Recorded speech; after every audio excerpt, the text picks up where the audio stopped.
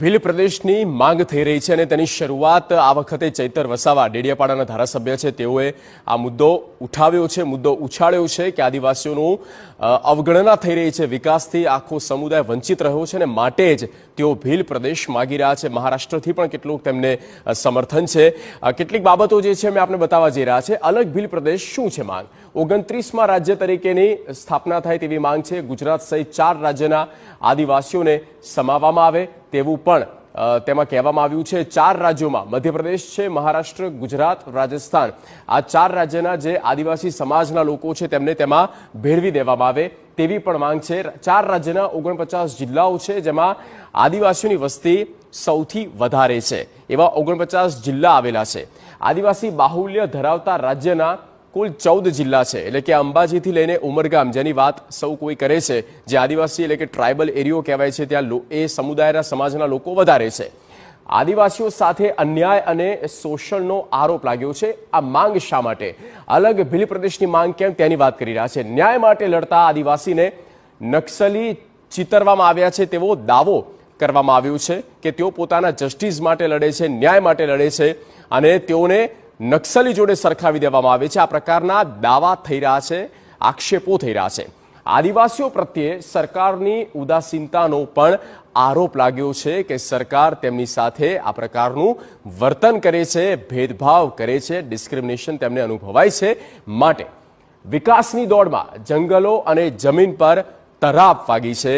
જંગલ, જમીન કે જે આદિવાસી સમાજ તેની બિલકુલ નજીક છે, તે જ તેમનું જીવન હોય છે અને આ જ પ્રકારના આક્ષેપો, અન્યાય થયા છે આદિવાસી સમાજને તેવા આરોપ કેટલાક રાજકીય નેતાઓ લગાવી રહ્યા છે. અને આ જ બાબતોને આગળ ધરીને તેઓ ભીલ પ્રદેશ એટલે કે ભીલિસ્તાન ભીલ પ્રદેશની તેઓ માંગ કરી રહ્યા છે. આદિવાસી વિસ્તાર વર્ષોથી વિકાસથી વંચિત રહ્યો છે. આ પ્રકારના આક્ષેપો સરકારની સામે આ વખતે ઉઠ્યા છે. ફરી એક વખત આ માંગ હવે જાહેરમાં અને જાહેર સંગઠન દ્વારા સંમેલનમાં ખુલીને કહેવામાં આવી રહી છે. આદિવાસીઓનો માત્ર વોટ બેંક માટે ઉપયોગ થઈ રહ્યો છે તેવું પણ કહેવામાં આવ્યું કે વોટ બેંક માટે જ માત્ર તેમનો ઉપયોગ થાય છે. અંતરિયાળ વિસ્તાર જે છે, જે આદિવાસીઓ હજુ ત્યાં રહે છે, તે હજુ પણ પછાત છે, મુખ્ય સ્ટ્રીમમાં નથી. અનેક એવા વિસ્તારો છે ત્યાં હજુ પણ તેઓ બેકવર્ડમાં મનાય છે. જે ડેવલપમેન્ટ્સ ત્યાં થવા જોઈએ તે નથી થયા.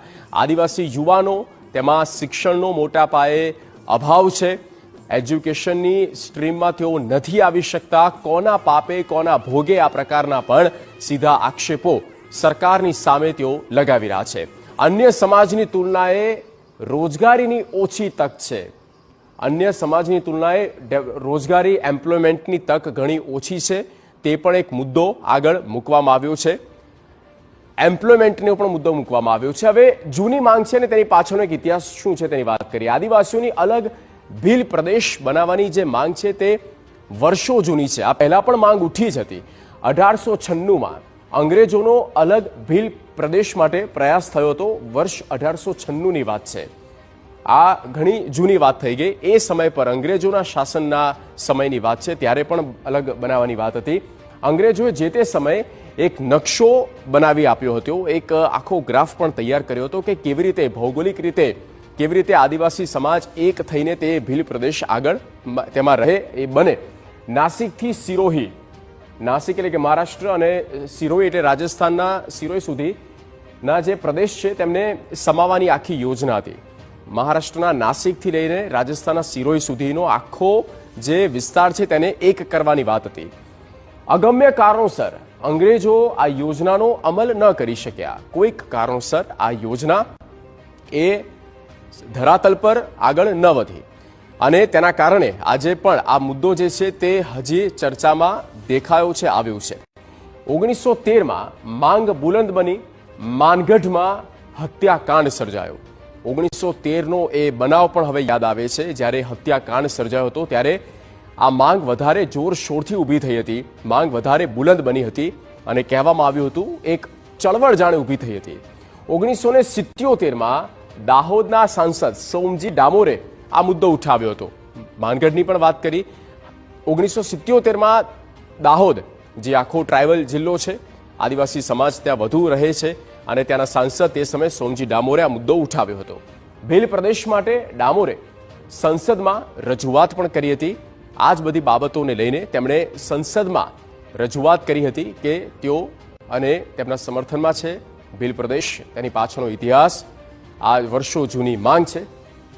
હવે કયા રાજ્યમાં કેટલા આદિવાસી તેની વાત કરીએ. ગુજરાતની વાત કરીએ. ગુજરાતમાં 34 લાખ આદિવાસી સમાજ વસે છે ગુજરાતમાં.